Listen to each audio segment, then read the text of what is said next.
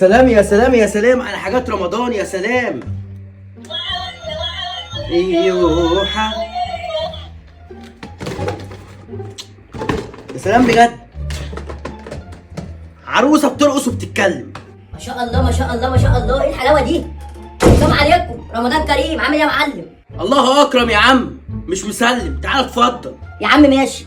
على فكره انا قلت اجي اسال عليك، انت ما بتسالش، انت ناقص يا عم متشكرين، بس انت عارف البيت والعيال. يا عم ماشي، بس انا قلت اعمل باصلي واقول لك كل سنه وانت طيب. يلا يا عم، مفيش حاجه نشربها؟ هتصدقني لو كنت قلت لك ان انا لسه كنت هسالك تشرب ايه؟ يا عم اي حاجه، اللي يجي منك احسن منك. روح بس شوف هتشربنا ايه. بص انا عندي شويه تمر، انما ايه جامدين قوي، هقوم اجيب لك شويه. اتقل.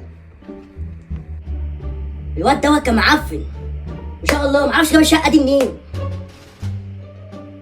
ايه ده؟ سوزي؟ الو؟ ما بتردش ليه يا باشمهندس؟ انا هفضل ارن عليك كتير. يا حبيبتي حقك عليا والله العظيم. ايه يا حبيبتي ايه؟ ده انا ايه؟ انت مش عارف ان النهارده اول يوم في رمضان؟ ايه؟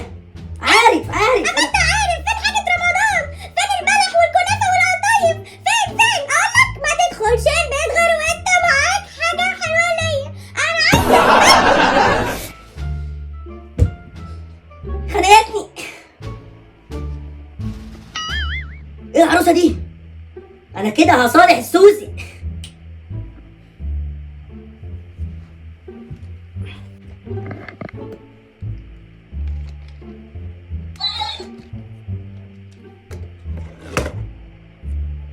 مش كرتونتها يا عالم يا معفنه.